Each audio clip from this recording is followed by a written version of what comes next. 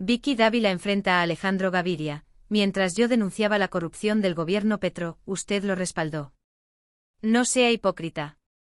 La periodista Vicky Dávila ha sido una de las voces más críticas del actual gobierno de Gustavo Petro, y esta vez no fue la excepción.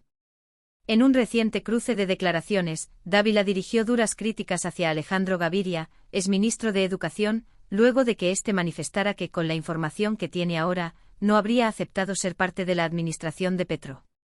El desencuentro comenzó cuando Gaviria, en un intento por explicar su paso por el gobierno, comentó públicamente: con la información que tengo hoy, no habría entrado al gobierno Petro.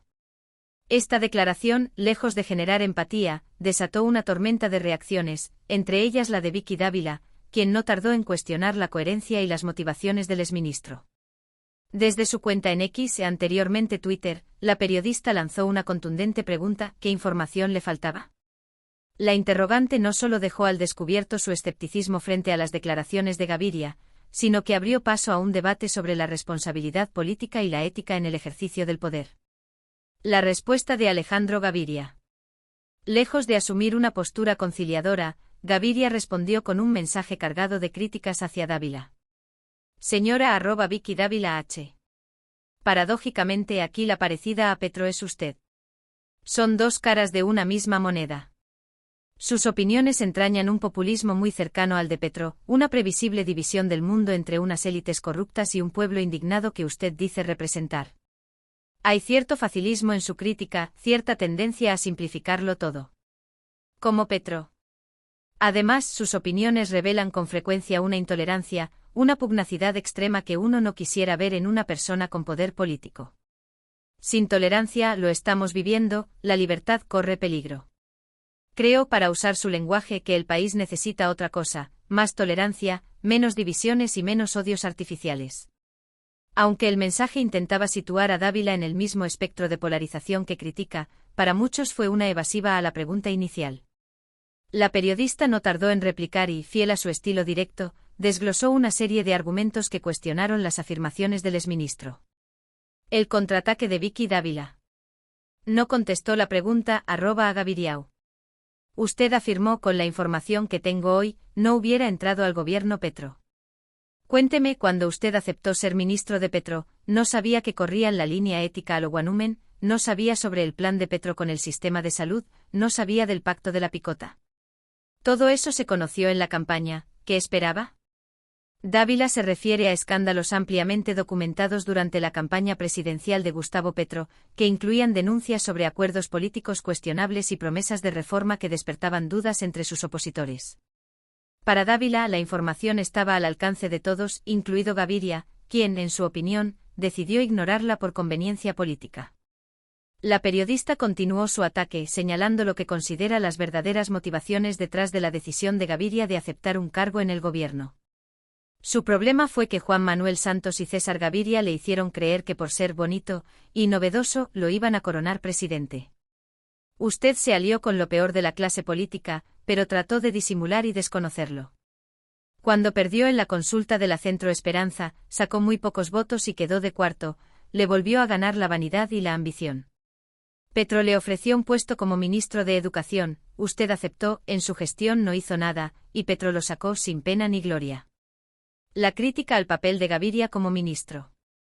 Dávila también puso en tela de juicio el desempeño de Gaviria como ministro de Educación, señalando que su paso por la cartera no dejó mayores resultados. Según la periodista, Gaviria ni siquiera tuvo el carácter para renunciar al cargo cuando sus diferencias con el gobierno se hicieron evidentes. Usted ni siquiera fue capaz de renunciar. Lo tuvieron que sacar, se quedó sin dignidad política. Su esposa luego recibió contratos de Roy Barreras, otro aliado de Petro. El comentario de Dávila no solo cuestiona la ética de Gaviria, sino que lo vincula a un entramado político que, según ella, ha perjudicado al país. Para la periodista, figuras como Gaviria representan el oportunismo político que ha contribuido al desencanto de los ciudadanos con la clase dirigente. Un llamado de atención a los colombianos. En un tono aún más contundente, Dávila extendió su crítica al círculo político que rodea al gobierno, incluyendo a otros exfuncionarios y aliados cercanos de Petro. Como usted, veremos a muchos ministros de Petro, empezando por el canciller Murillo, su amigo Juan Fernando Cristo, todo ese grupito, haciéndose los desentendidos. Los colombianos están mamados de politiqueros oportunistas como usted. Por eso no marca en las encuestas.